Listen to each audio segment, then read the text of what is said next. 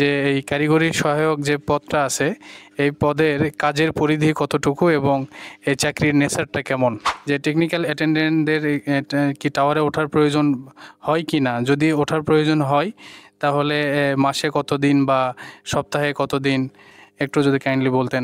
যে চাকরি নিয়োগপ্রাপ্ত যখন হয় একজন, তখন তার পোস্টিংয়ের বিষয়টা কোথায় হয় বা পোস্টিংগুলো হেড অফিসে হয় নাকি প্রত্যন্ত অঞ্চলে হয়।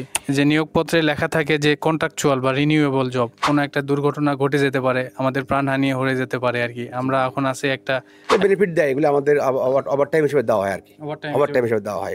ওভারটাইম আমরা এই যে যারা টেকনিক্যাল অ্যাটেন্ডেন্ট এখানে জয়েন করবে তাদের বেতন কেমন হতে পারে, যেহেতু সে সর্বশেষ নিয়োগপ্রাপ্ত হয়েছে, নতুনদের উদ্দেশ্যে যে সামনে যে প্রিলিমিনারি পরীক্ষা আছে, তারপর রিটেন পরীক্ষা আছে, তারা কিভাবে প্রস্তুতি নিতে পারে। যে প্রমোশনের বিষয়টা অনেকে জানতে চাই, এই যে টেকনিক্যাল অ্যাটেন্ডেন্ট প্রমোশনের লেভেলটা কেমন, আর কতদিন পর প্রমোশন হয়, আর কী অবস্থায়। আসসালামু আলাইকুম, আপনারা সকলে জানেন আসন্ন 15ই নভেম্বর 2024 সালে কারিগরি সহায়ক যে পিজিসিবির যে নিয়োগ হয়েছিল তার বাছাই বা প্রিলিমিনারি টেস্ট অনুষ্ঠিত হবে এবং তারা অনেকে জানতে চেয়েছে এই চাকরির বিষয়ে, জব নেচার কেমন। তো আমি সংক্ষিপ্তভাবে আলোচনা করার চেষ্টা করব। তো শুরুতে আমার পরিচয়টা দিয়ে নিই। আমি Mohammad Monowar Hossain Munna, SAE Bangladesh power grid PLC. তো আমার সাথে আছেন বিজ্ঞ অত্যন্ত দক্ষ ফোরম্যান সাহেব, একটু ওনাকে অনুগ্রহ করে পরিচয়টা দেওয়ার জন্য অনুরোধ করছি। জি, আসসালামু আলাইকুম রহমতুল্লাহ। আমি মোহাম্মদ আব্দুর রাজ্জাক। আমার সাথে আছে দুইজন অত্যন্ত দক্ষ এবং সম্মানিত দুইজন কারিগরি সহায়ক, তাদেরকে একটু নাম বলার জন্য অনুরোধ করছি। Mohammad Iqbal Hossain, technical attendance. আসসালামু আলাইকুম, আমি মোহাম্মদ পারভেজ প্রধান, টেকনিক্যাল অ্যাটেন্ডেন্ট। ধন্যবাদ। তো আমরা শুরুতে আমরা আমাদের যে ফোরম্যান সাহেব রয়েছেন, আপনারা জানেন ফোরম্যান সাহেব হচ্ছে কারিগরির যে সহায়ক আছে যে টিমের হচ্ছে সরাসরি টিম লিডার এবং তার মাধ্যমেই কারিগরির সহায়ক বা টেকনিক্যাল অ্যাটেন্ডেন্টরা কাজ করে আর কি। তো তার কাছ থেকে কিছু বিষয় আমরা জানতে চাইবো। তো শুরুতে আমি তাকে একটা জিনিস জানতে চাইবো যে এই কারিগরি সহায়ক যে পদটা আছে এই পদের কাজের পরিধি কতটুকু এবং এই চাকরির নেচারটা কেমন, কাইন্ডলি যদি একটু বলতেন। জি, আলহামদুলিল্লাহ, ধন্যবাদ আমাদের শ্রদ্ধেয় মুন্না স্যারকে। আসলে কারিগরি সহায়ক এটার যেটা বাংলা সরাসরি আমরা বুঝি, মানে এটা হচ্ছে এরকম যে কারিগরি কর্মচারীদেরকে যে প্রাথমিক সহযোগিতা করা আর কি। হ্যাঁ, আমরা যারা সিনিয়র, আমাদেরকে সহায়তা করার জন্য আমাদের জুনিয়র প্রয়োজন হয়। আমরা একসময় চাকরি থেকে চলে যাব, আর একজন সিনিয়র হবে। তো এখানে তাদের প্রথম যে কাজটা হচ্ছে, তারা আমাদেরকে আমরা যখন ইকুইপমেন্ট বিভিন্ন ইয়েতে কাজ করব, সেক্ষেত্রে আমাদেরকে তারা টুলস দেবে, আমাদের সঙ্গে তারা থাকবে, তারা কাজ শিখবে, তারা একদিন সিনিয়র হবে। হ্যাঁ, এভাবে আমাদের এইভাবে আর কি মানে একজন কারিগরি সহায়কের কাজ আর কি, এটাই এরকম। আচ্ছা, তো এই বিষয়ে আমি ইকবালকে একটু ছোট্ট পরিসরে বলার চেষ্টা করব যে একজন টেকনিক্যাল অ্যাটেন্ডেন্টের জব নেচার কেমন বা তার ডিউটিটা কেমন। আপনার টেকনিক্যাল অ্যাটেন্ডেন্সের ডিউটিটা হচ্ছে আপনার সকাল 9টা থেকে বিকেল 5টা পর্যন্ত, এবং এই টাইমের মধ্যে মানে অতিরিক্ত যদি ডিউটি করা লাগে সেক্ষেত্রে ওভার টাইম দেওয়া হয় এবং বেনিফিট পাওয়া যায়, এক্সট্রা বেনিফিট পাওয়া যায়। তো আপনারা জানেন যে আমাদের যে পাওয়ার গ্রিড পিএলসি রয়েছে তার অধিকাংশ পাওয়ার সঞ্চালন হয় আমাদের সারা বাংলাদেশের সর্ববৃহৎ একটা লাইন নেটওয়ার্ক আছে। তো এই লাইনে টেকনিক্যাল অ্যাটেন্ডেন্টের যে কাজটা রয়েছে বা টাওয়ারের যে কাজ রয়েছে এ বিষয়ে, ট্রান্সমিশন যে টাওয়ারের বা লাইনের, তো এই বিষয়ে আমি আমাদের বিজ্ঞ ফোরম্যান সাহেবের কাছে জানতে চাইবো যে টেকনিক্যাল অ্যাটেন্ডেন্টদের কি টাওয়ারে ওঠার প্রয়োজন হয় কি না, যদি ওঠার প্রয়োজন হয় তাহলে মাসে কতদিন বা সপ্তাহে কতদিন একটু যদি কাইন্ডলি বলতেন। আসলে আমাদের টাওয়ারে ওঠার কাজটা সবসময় থাকে না। এটা আমাদের বিশেষ মুহূর্তে যদি কোনো সময় কোনো টাওয়ারের কোনো সমস্যা হয়, যেমন ইনসুলেটর ভেঙে নিচে পড়ে যায়, সেই সময় আমরা যারা সিনিয়র আমরা ওখানে কাজ করি। তো যারা নতুন প্রথমে ঢোকে ওদেরকে তো আসলে তোলা একটু কঠিন, আমরাও মনে করি না ওরা উঠুক। কিন্তু যখন একটু বয়সের একটু হয়ে যায়, যেমন 2 বছর, 4 বছর, 5 বছর, 7 বছর, তারা একটা প্রমোশন পাবে। 4 বছর পরে প্রমোশন হয়, এটা গ্রেড চেঞ্জ হয় আর কি, সহকারী লাইনম্যান হয় তখন, মানে টেকনিক্যাল থেকে তখন তারা লাইনম্যান হয়। তো এই যখন হচ্ছে তখন তাদেরকে অভিজ্ঞতা তৈরি করতে হয়। তখন আমরা তাদেরকে আস্তে আস্তে আমাদের সঙ্গে রাখি যে তোমরা আমাদের সঙ্গে আসো, আমাদের কাজ দেখো, এইভাবে তারা তৈরি হয়। আর এটা বছরে 2-4-5 বছরও হয়তো একদিন যদি হবে কিনা ঠিক নাই, তবে বছরে একটা সময় নির্ধারণ সময় হয়, সেটা আমাদের অ্যানুয়াল মেনটেন যখন হয় তখন আমরা টাওয়ারে উঠি। আমাদের সরকারে হ্যাঁ বার্ষিক সংরক্ষণ কাজ করতে হয়, যেগুলি আমাদের অ্যাঙ্গেল টাওয়ার বলি আমরা, যেখানে সেকশন টাওয়ার যেখানে জোড়া আছে, এই টাওয়ারগুলোতে আমরা লাট বোল্ট টাইট দিই। সেক্ষেত্রে ওদেরকে আমরা সঙ্গে রাখি ওই যে একটু বয়স হওয়ার পরে, অন্তত 3-4 বছর পরে। তো এটা আসলে ঝুঁকি, এটা আমি মনে করবো না, কারণ প্রশিক্ষণ হয়ে গেলে এটা তেমন ঝুঁকির মধ্যে পড়ে না। এবং সেফটি ইকুইপমেন্ট তো হ্যাঁ সেফটি ইকুইপমেন্ট থাকবে অবশ্যই, 100% সেফটি ইকুইপমেন্ট থাকবে, যেখানে আপনার ঝুঁকির পরিমাণটা নাই বললেই চলে। একটু পরিমাণ আছে, একটু পরিমাণ নাই তা না, সেখানে সেফটি হওয়ার আগেই যদি কোনো দুর্ঘটনা ঘটে যায় সেটা তো অন্য কথা। কিন্তু যখন আমরা ওখানে টাওয়ারে নিয়ে যাবো, তখন তাকে সেফটি দেবো, যখন সে ইনসিডেন্টে চলে যাবে, যখন সে লাট বোল্ট টাইট দেবে, তখন আর কোনো এরকম ঝুঁকি হয় না। কিন্তু টাওয়ারে ওঠা নামার সময় একটু ঝুঁকি থাকতে পারে, তবে আমরা প্রশিক্ষণ দিই আর কি। মানে যদি টাওয়ারে ওঠার প্রয়োজন হয় তাহলে সেভাবে তাকে প্রশিক্ষিত করা এবং প্রশিক্ষিত করে, জি জি ফিজিক্যাল ফিটনেস ফিজিক্যাল ফিটনেস থাকতে হবে। এবং তাকে কেমন ধরেন মাসে কি 1বার বা 2বার বা কতবার তাকে টাওয়ারে ওঠার প্রয়োজন লাগতে পারে, বা বছরে? হ্যাঁ বছরে আমাদের যদি কোনো দুর্ঘটনা ঘটে যায়, বললাম যে আমাদের অনেক সময় মানে লাইনে যদি কোনো ফল্ট হয় বা কোনো যদি কোনো ত্রুটি দেখতে পাই, ত্রুটি জি জি জি আমাদের যে পুরাতন লাইনগুলো আছে, যেই লাইনগুলো একটু ঝুঁকিপূর্ণ হয়ে গেছে, সেই লাইনগুলো আমাদের মাঝে মধ্যে হয় ঘটনা। হ্যাঁ কোনো জায়গাতে আছে যে দেখা যাচ্ছে যে প্রতি মাসে হয়তো 1বার অথবা 6 মাসে 1বার হয়। আর যে নতুন লাইনগুলো হচ্ছে এগুলো ইনশাল্লাহ সমস্যা হয় না। তো এটা আসলে ওইভাবে বলা যাবে না আসলে কোন সাবস্টেশনে কিরকম চাপ আছে, আর কতবার উঠতে হবে এটা ফিক্সড বলা যাবে না। যখন প্রবলেম হয় জি জি তখন উঠতে হবে এবং সেই প্রবলেমটা সমাধান করতে হবে। জি জি জি। তো এই বিষয়ে আমি আরেকটু অ্যাড করার জন্য আমাদের যে আরেকজন সম্মানিত টেকনিক্যাল অ্যাটেন্ডেন্ট আছে মোহাম্মদ পারভেজ প্রধান, সেও খুব দক্ষ, তাকে কিছু বলার জন্য অনুরোধ করছি। আসসালামু আলাইকুম। আসলে টেকনিক্যাল অ্যাটেন্ডেন্টের আমি 2024-এ জয়েন করছি। তো হ্যাঁ লাস্ট ব্যাচ 2024-এ। তো এখানে আমরা যেহেতু নতুন, আমরা কাজ দেখছি, শিখছি। তো টাওয়ারে ওঠার যে বিষয়টা, সেটা আমরা আসলে পরিপূর্ণ দক্ষতা অর্জন ছাড়া আমরা উঠতে পারবো না, এটা আমাদের বলেই দিয়েছে হেড অফিস থেকে। তো আমরা চেষ্টা করব যে পরিপূর্ণ কাজ জানার পরে আমরা টাওয়ারে উঠবো। তবে এটা নির্দিষ্ট কোনো লিমিটেশন নাই যে প্রতি মাসে উঠতে হবে বা করতে হবে। তো যখন অভিজ্ঞতা অর্জন হবে তখন উঠতে হবে।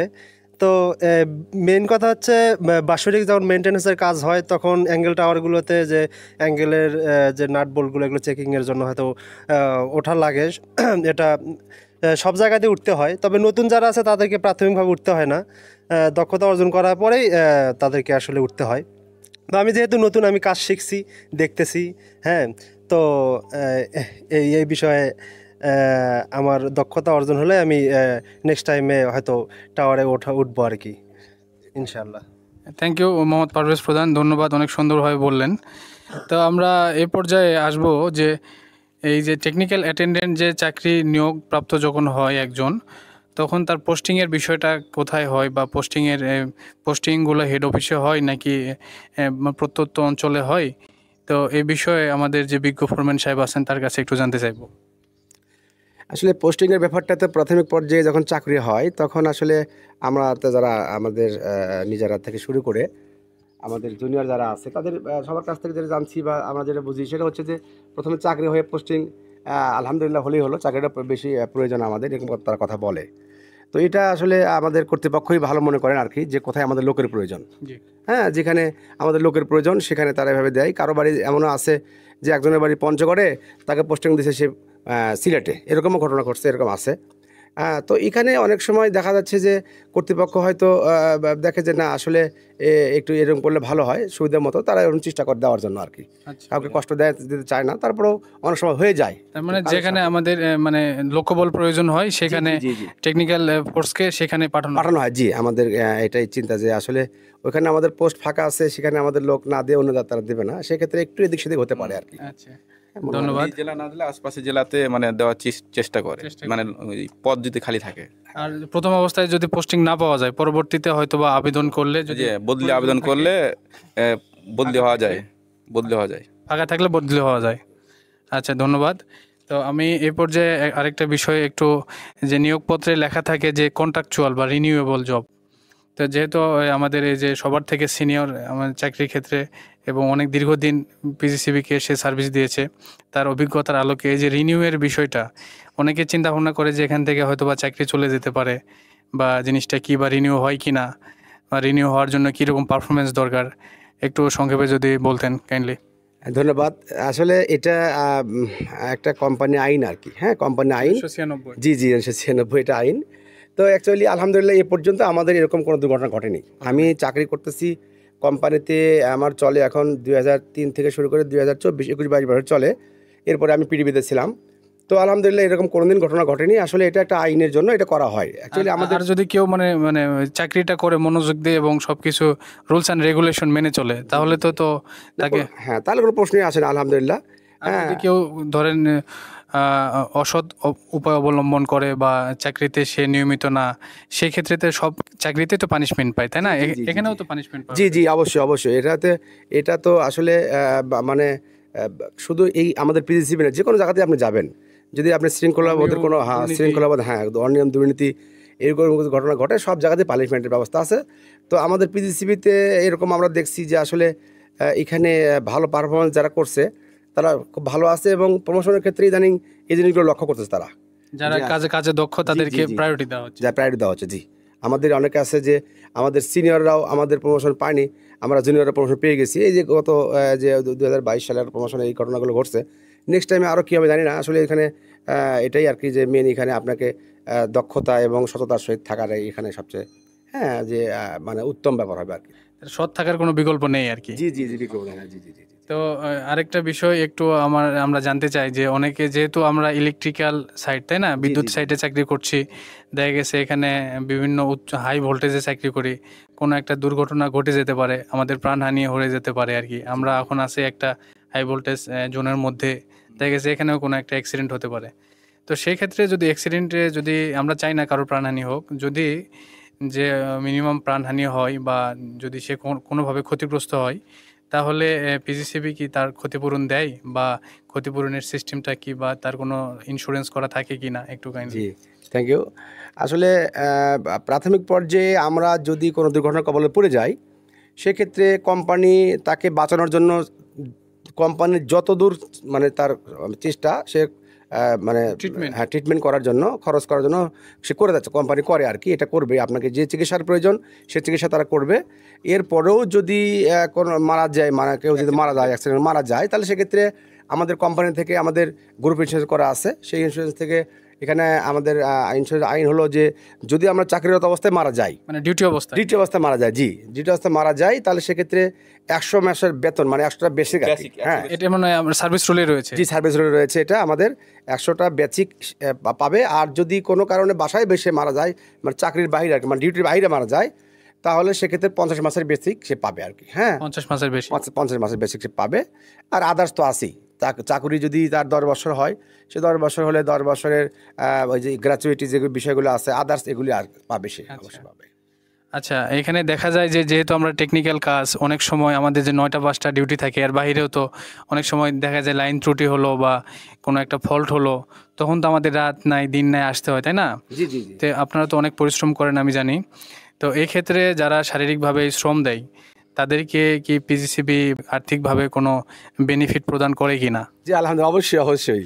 পিজিসিবি আমাদের এক্সট্রা, জি জি জি, আমাদের 9টা 5টা পরে যে কাজগুলো হবে, আমাদের আসলে কাজ লেগেই থাকে, সবসময় কাজ লেগেই থাকে। এরকম যে কিছু কিছু পুরাতন সাবস্টেশন আছে, সেগুলিতে এরকম 5টার পরে 7, 8টা 9টা পর্যন্ত আমরা কাজ করে আসছি এরকমভাবে। তো বেনিফিট দেয়, এগুলো আমাদের ওভার টাইম হিসেবে দেওয়া হয় আর কি।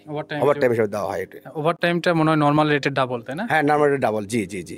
তাহলে আমরা যে জানি বাংলাদেশ সরকারের যে বোনাস আছে, আমাদের প্রতিষ্ঠানেও সরকারিভাবে 2টা ঈদ বোনাস রয়েছে বা ফেস্টিভ্যাল বোনাস রয়েছে এবং বৈশাখী ভাতা রয়েছে, তাই না?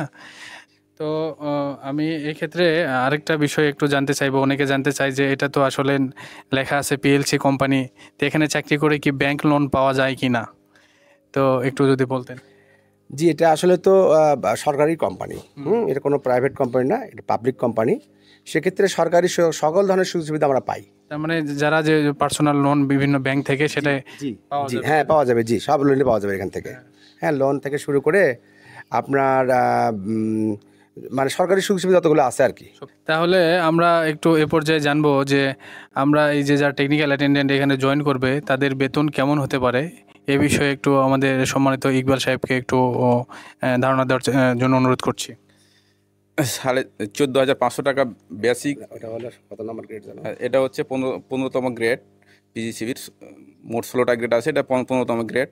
14,500 হলে তার সাথে আপনার হাউস রেন্ট 40%, মানে জায়গা ভেদে কোনো সিটি ঢাকা শহর হলে 60%, আর সিটি কর্পোরেশন হলে আপনার মেট্রোপলিটন হলে আপনার হচ্ছে 50%, আর এমনি সরকারি নিয়মে যেটা। আর যেটা নর্মাল সেটা হচ্ছে 40%। আচ্ছা, আর তার সাথে আপনার ট্রান্সপোর্ট অ্যালাউন্স হচ্ছে 3,000 টাকা, আর মেডিকেল অ্যালাউন্স 2,000 টাকা, আর তার সাথে মানে ধোপা ওটা হচ্ছে 200 টাকা, আর ইলেকট্রিসিটি বিল আপনার 150 ইউনিটের পাওয়া যায়।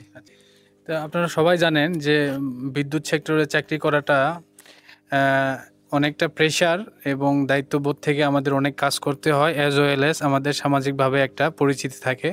অনেকের কাছে আসলেই বিদ্যুতে চাকরি করা, যে বিভিন্ন সরকারের যে পাওয়ার সেলের বা পাওয়ার ডিভিশনে অনেক প্রতিষ্ঠান আছে, অনেকে চায় যে আমরা বিদ্যুতে চাকরি করব। তো আমি একটু ফোরম্যান সাহেবের কাছে জানতে চাইবো যে আপনি যে ইয়েতে চাকরি করছেন আর কি, বিদ্যুৎ সেক্টরে, এটা সামাজিকভাবে কেমন, আপনি কেমন ফিল করেন? জি আলহামদুলিল্লাহ, আসলে এটা নেগেটিভ পজিটিভ দুটোই আমি বলবো। আমাদের বর্তমানে একটু লোডশেডিং হওয়ার কারণে অনেক সময় মানুষ একটু আমাদেরকে করে, কিন্তু তারা আমাদেরকে চরম সম্মান করে যে না আসলে একটা ভালো প্রতিষ্ঠানে আছে তারা। হ্যাঁ কষ্ট করে হ্যাঁ হ্যাঁ হ্যাঁ, গ্রাহকের জন্য কষ্ট করি আমরা। হ্যাঁ বিশেষ করে আমরা যে রাত্রে আসি বা দিনে আসি, এটা তো অনেক গ্রাহক জানতে পারে না যে আমরা কত শ্রম দেই। জি জি জি জি, এটা হ্যাঁ, এটা ঠিকই বলছেন। অনেকেই আসলে জানে না আমাদের কষ্টটা কীরকম কষ্ট।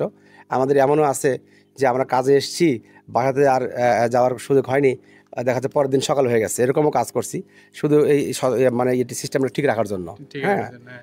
তো যাক আলহামদুলিল্লাহ, সামাজিকভাবে আমরা ভালো আছি। সামাজিকভাবে আমাদেরকে মানুষ বলে যে না ভাই আপনারা একটু আমাদের খেয়াল রাখেন, আপনারা যদি একটু ইয়ে না হন তাহলে আমরা আরও কষ্ট পাবো, এরকম ধরনের বলে আর কি মানুষ।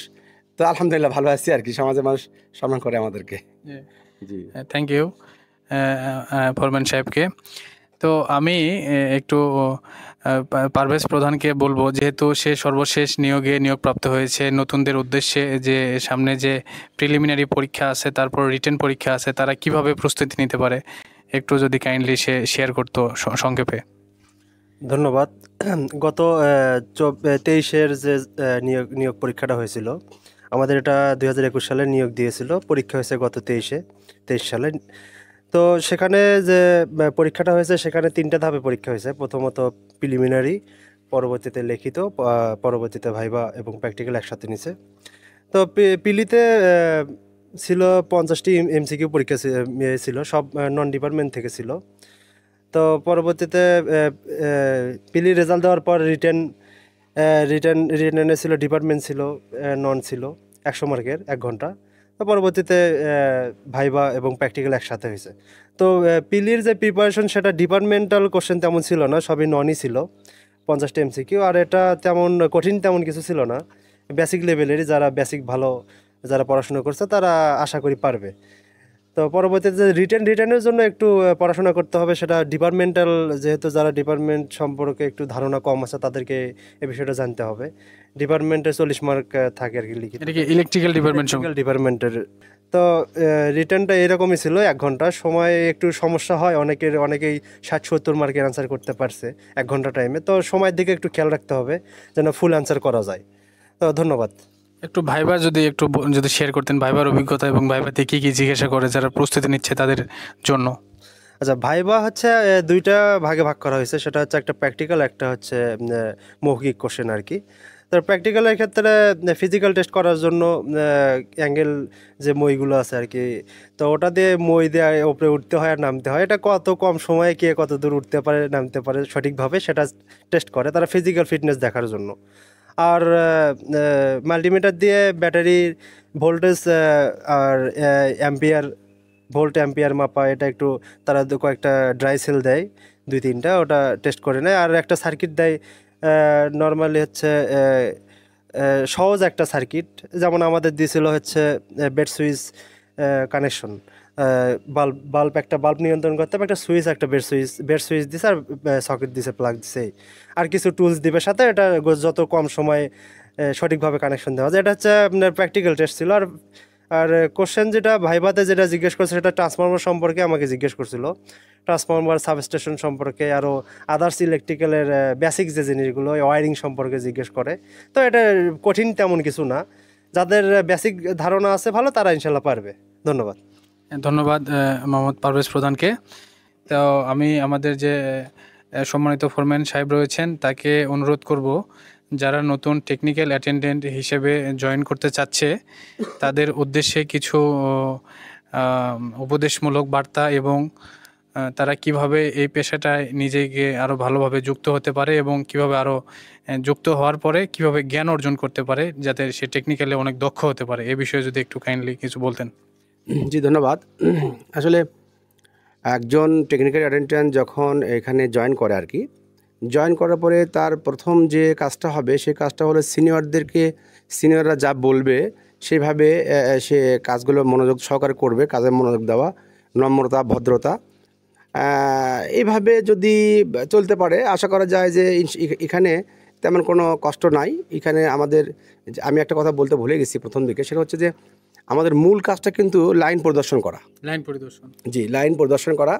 আমাদের অনেক বড় বড় লাইন আছে, যে ট্রান্সমিশন লাইন আর কি। এই ট্রান্সমিশন লাইনগুলো যেমন আমার একটা লাইন আছে, এইটার দূরত্ব হলো 115 কিলো। 115 কিলো, হ্যাঁ, সার্কেল, হ্যাঁ, কিলোমিটার। এই 115 কিলো লাইনটাতে আমার টাওয়ার সংখ্যা আছে হলো 140টা। 140টা টাওয়ার। এর মধ্যে অনেক বাড়ি আছে, আমাদের নদী আছে, গাছপালা আছে, এর মধ্যে অনেক সময় পুকুর হচ্ছে, অনেক সময় নতুন বাড়ি করতেছে। কোন গাছ যদি কোনোভাবে তার কাছে চলে যাচ্ছে, সেই সঙ্গে সঙ্গে আমাদের লাইন টিপ পড়ে যাবে। এগুলো আমাদের, এই জিনিসগুলো আমাদের সারা বছর দেখতে হয়, পরিদর্শন করতে হয়, যেন কোনোভাবেই এই টাওয়ারের গোড়ায় যেন কোনো কেউ পুকুর করতে না পারে, যেন কেউ বাড়ি করতে না পারে। যদি বাড়ি হয়ে যায় আর কোনো কারণে তার যদি ছিঁড়ে যায়, তাহলে ওখানে মেনটেন্যান্স করতে আমাদের সমস্যা হবে, যার কারণে ওখানে মেনটেন্যান্স দুর্ঘটনা করতে পারে। হাই ভোল্টেজ ওখানে আপনার হলো তার ছিঁড়ে গেলে আগুন ধরে যাবে।